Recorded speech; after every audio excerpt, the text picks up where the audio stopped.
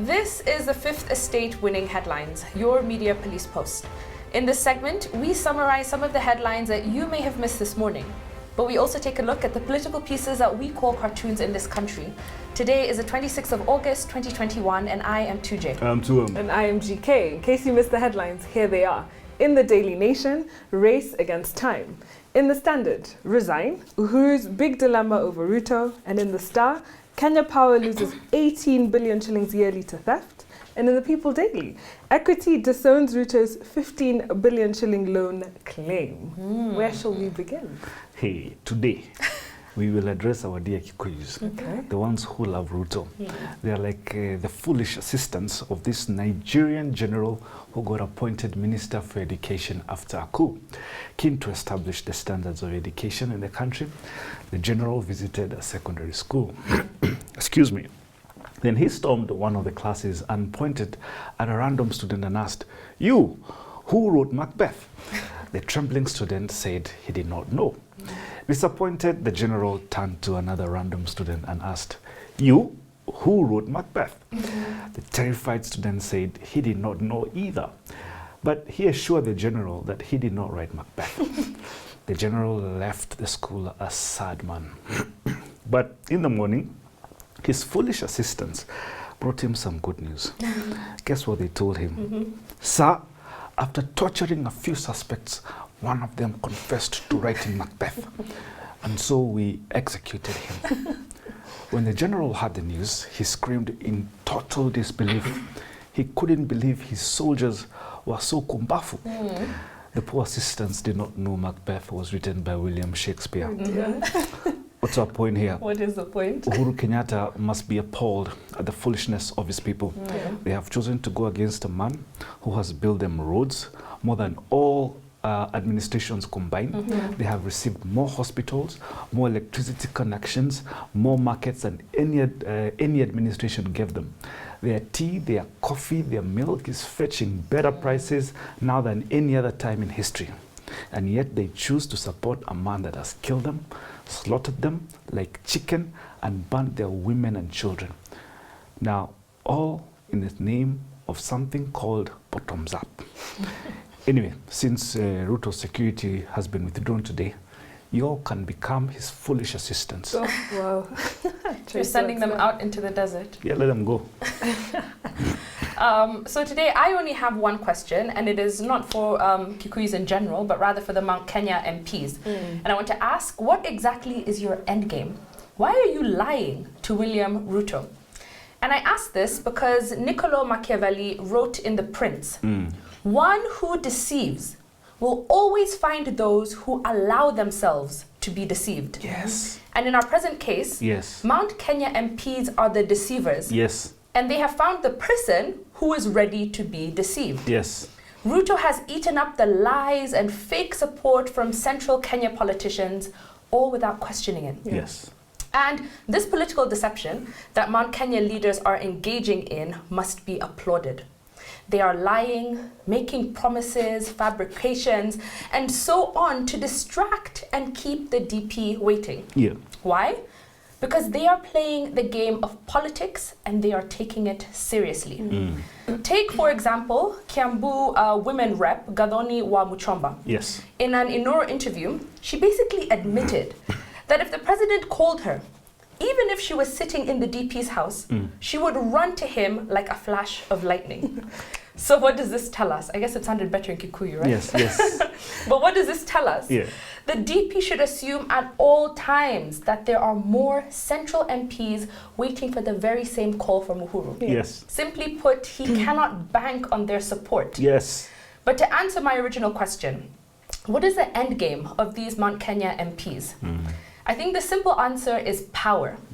Because Kikuyus do not know how to be out of government. Come on. And it's no secret that central Kenya isn't pleased with playing a backseat to politics right now. Yes. So they're watching and waiting to see where the dust will settle. Yeah. And in the meantime, they can afford to put their eggs in many baskets, Yeah. make marriage arrangements with everybody, promise their affection to whoever looks their way. Yeah.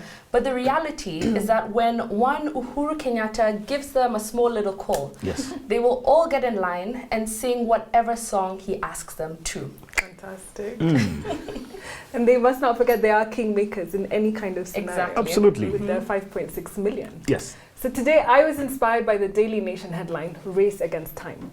Indeed it is, with just 348 days to the August 2022 election, that Uhuru is in a race to complete projects and unite a fractured opposition. Now, I wanted to state that the president needs his cabinet now more than ever, and that his presidency is not over yet. And this cabinet needs to become more politically astute. Yes. The president cannot do it alone. He Correct. needs his gatekeepers. Yeah. Few, like CS Mushara and CS Matiangi, have recently woken up from their slumber, Yes. but the rest are still too quiet. Yesterday, Matiangi lashed out at DP RUTO, accusing him of propagating an archaic, needless economic vision through the bottom-up model. Matiangi told Kenyans that it was unfortunate that Kenyans were being treated to lies and unrealistic issues. Yes. And the fact is that bad politics can do all the good work and development that President Kenyatta has done over the past 2 terms.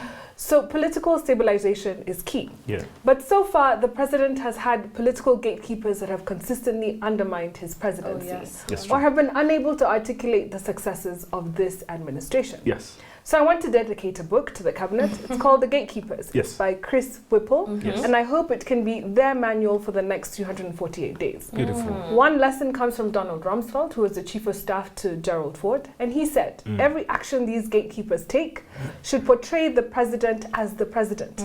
He must be perceived as a leader, Yes. strong but fair. Yes. Now, this role falls upon the president's cabinet. Yeah. And a big issue is that Uhuru's administration has not always been able or has always had the answers to the questions that Kenyans are asking. Yeah. So add this to a deputy who has deliberately campaigned for his own presidency instead of supporting the current agenda from day one, and we have a problem. Absolutely. A second lesson is that we cannot afford any more legal and Yes. constitutional process faux pas. Those advising the president must not drop the ball. Yeah. They cannot be ignorant of the pitfalls and landmines ahead. Yeah. For example, in the US, no competent chief of staff would allow executive orders to go out without being vetted by the departments that are involved. Yes. The president's men must at all times make sure no one is gaming the president. Yeah, absolutely. So it's good to have Kenyans like their president, but it is even more important that they respect him. This means speaking the truth to power. Yeah. That means sometimes telling the most powerful person in the country that you don't like his ideal, or even telling him no. Yeah. So lastly, the final lesson is in marketing and selling. The president's men must be his loudspeakers for all his good works. Yeah. So if the president makes a decision and nobody knows about it, did the president really make a decision? I like that That's- Stand question. up. It's beautiful, and I like the idea of giving everyone in cabinet that book. What do you call the gatekeepers? The gatekeepers as a manual. Yeah, the only person who shouldn't give that book is William Ruto. He should be given a storybook like Jack and the Beanstalk. Oh my gosh. Or a Coloring resignation book. Coloring So book. guys, we have a 3-part criteria. To judge the headlines, we ask ourselves, is it topical or speculative? Is it repetitive or groundbreaking? Is it thoughtful or just plain lazy? Personally, I was drawn very quickly to the People Daily Absolutely. because they illuminated for us about this 15 billion shillings. That was a I lie. completely agree. Absolutely, and you know what? If James Mongi cannot vouch for who deputy president, who will? Yeah. Yeah, but also like the one for KPLC. Yes. It shows Kenya Power loses 18 billion yearly theft. Where did Yeah. the money go? There must be some sticky finger somewhere in current. Anyway, I keep Allegedly. saying it's quite funny that the PD, as a small and free newspaper, keeps outschooling the large papers on what a good headline should look like. Yeah. Absolutely. Speaking the truth. There we have it. Can we give it our winning headline? Yes, PD, absolutely. definitely. There you have it. People Daily gives us our winning headline. And now, final thought. It is inspired by a book entitled "The Killing in the Consulate: Investigating the Life and Death of Jamal Khashoggi" by Jonathan Ruckman. Yeah. Or Ruckman. Rugman. So on the 2nd of October 2018, Jamal Khashoggi, a US-based journalist and critic of the Saudi Arabian government, walked into the Saudi consulate in Istanbul, Turkey, where he was then murdered.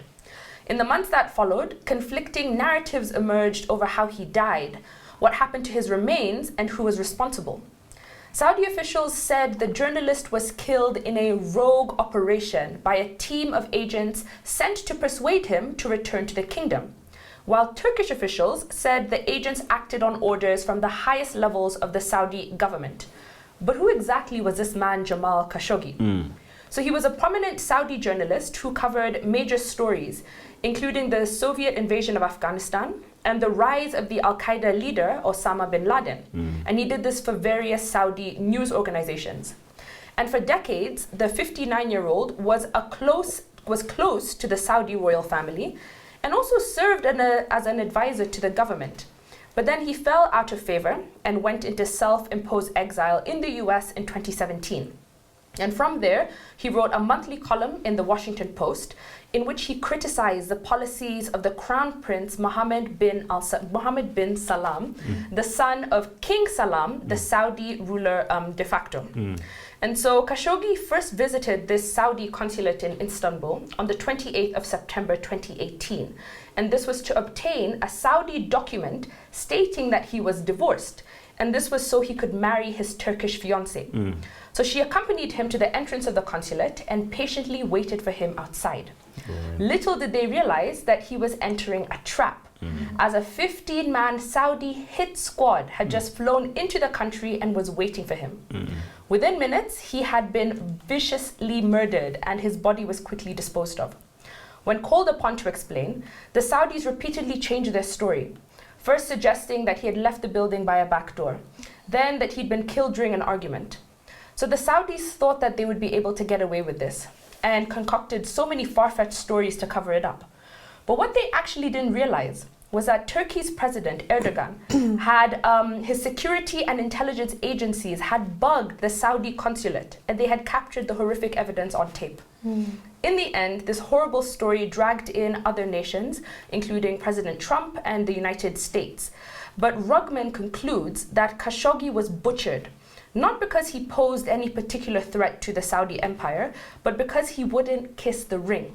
In other words, accepting the authority of the Saudi monarchy. Oof. Very harrowing story. It is. Man, when I was reading this book, I thought to myself, Mohammed bin Salman is Niccolo Machiavelli reincarnated. He does all the bad things once and all the good things slowly. But also, he is a manifestation of I'd rather be feared than loved. True. And the reason I say this is because maybe he wanted the world to know it is the Saudis that took out Khashoggi. And I say this because there was a history of Mohammed bin Salman being publicly ruthless with his adversaries. I wouldn't put it beyond MBS to take out his opponents and not mind the world knowing. Allow me to explain. MBS, as is known, one day woke up and ordered for the arrest and detainment of hundreds of his relatives. He even locked up his own uncle. Reason? He accused them of defrauding the Saudi state. But really, he was just showing them who's boss. The second crazy thing he did was detaining the Prime Minister of Lebanon, Saad Hariri, Taimajini, a whole Prime Minister. In fact, he wasn't just detained. MBS forced Hariri to read a statement of resignation. Back to the Khashoggi assassination, according to the Americans, the Saudis sent two teams in two Gulfstream jets. These two teams included 15 Saudi paramilitary assassins who had all been trained in the US. They all passed through airport security and did not hide their faces. They all went to the Saudi consulate, stayed there until Khashoggi was dismembered. Then they all left back to the hotel, then back to their Gulfstream jets, then back to Riyadh in Saudi Arabia. The question herein would be, do you think the Saudis thought their movements would not be traced? Of course, they did. 15 security officials, all trained in the US. How wouldn't the CIA pick that out? How do you move in Gulfstream jets, stay at the move and pick, and not arouse suspicion? The end game was this, in my view: send a strong message to anyone that will be a stumbling block to MBS's rule. The more gruesome the assassination, the less the interference with the House of Saud. And in as much as I think Khashoggi's murder was heartless, it was definitely a warning to anyone who was about to mess with Mohammed bin Salman. And I think it worked. Yeah, I think it did. I think everyone should watch this Netflix movie or documentary called The Dissident. Tells you how just they have a hold on the Saudi society and how Khashoggi had to get away from that. Yeah. So in chapter 20 of the book, there's a chapter named Faustian Bargain. Now, Faustian Bargain is also known as a deal with the devil. This means it's a pact whereby a person trades something of supreme importance, such as your personal values or your soul, for worldly benefit or riches and power. Now, the author makes the case that America has often made the deal with the devil with the Saudis. And they've done it because it benefits both. So he actually says that America and Saudi Arabia are two countries that have shared interests but have no shared values. So the values of democracy, values of, respect for life, human rights, all that stuff. And as far back as 1945, we're told the first deal with the devil was struck. And it was struck between President Roosevelt and the founding king Ibn Saud. And so you find that on USS Quincy, they met, they signed this agreement, and America would gain access to these newly found Saudi Arabian oil fields in exchange for guaranteeing security. And this would form basically the basis of this allied friendship from as far back as 1945. And then we have in the book Bruce Rydell, who's a former CIA agent, who claims that no US president before or since Kennedy has convinced a Saudi leader of the need for major internal change. And Donald Trump was no exception to this. And I think Obama tried, and the relationships were a bit rocky between America and the Saudis for a while. But when Trump came back, they went back to being besties, best friends, so to speak, yeah? And so the Faustian Bargain, this deal with the devil, is often questioned because America no longer relies on Saudi for all this energy. However, they have this long-standing alliance because of something called terrorism and radicalism. So because Saudi is such a huge ally or such a presence in the Middle East, America uses the Saudi for intelligence, exchange of intelligence, so that they can stop the spread of ISIS, Al-Qaeda, all sorts of things, right? And you've had 4 decades of this sort of onslaught of terrorism. So they think that it's a deal worth keeping. And we find at the end of 2018, even after the murder of Khashoggi, Saudi Arabia signed a deal to purchase 44 Lockheed Martin missile launchers worth about $15 billion. Wow.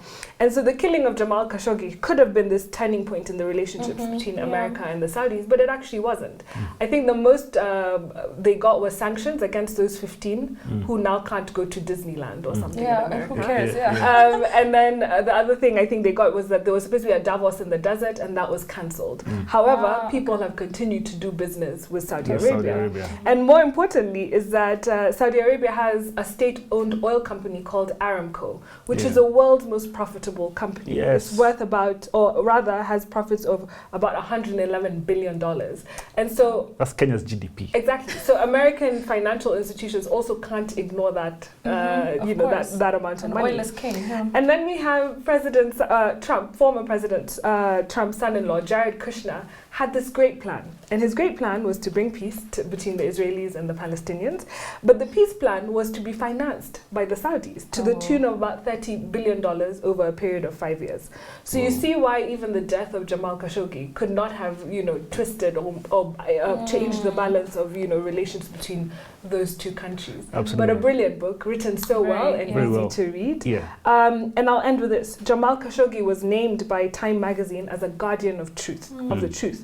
They argued that Khashoggi's death exposed the utter absence of morality in the Saudi-US alliance and laid the bare truth nature, the bare truth nature of a smiling prince. So MBS, who I think too really kind of admire. I kind of do a little bit as well. I kind of like him. Right? And I think my admiration also goes back to what Turam was saying. The complete audacity and obviousness of it. Murder, I mean, I think we all remember in 2018 when the videos came out. You see the guy walk in and then you see the... it was insane. Yes. Absolutely. And you know what? He is the one who's made Saudi women drive. For once. Actually, you're right. MBS is actually known as one of the more progressive leaders. In fact, an American cinema chain, AMC, was planning to roll out 40 cinemas across Saudi Arabia at a time when cinemas and movies weren't allowed. So he's actually seen to be progressive in some circles. Absolutely. But you can only imagine how many accidents there are. Because they're women. Yep. Word. On a day where we had a winning headline from the People Daily. Kindly subscribe to our YouTube channel. Find us on TV. We're on GoTV, Time Free to Air, and Star Times. And I'll leave you with this, finally. It better be a quote about women. No, it's not actually, but sometimes leaders are left with dire options on their desk. It's not that they have a good option and a bad option, but a bad option and a less bad option. And they have to make the most appropriate call. So sometimes we have to give leaders a bit of slack. Yeah. Have a lovely evening.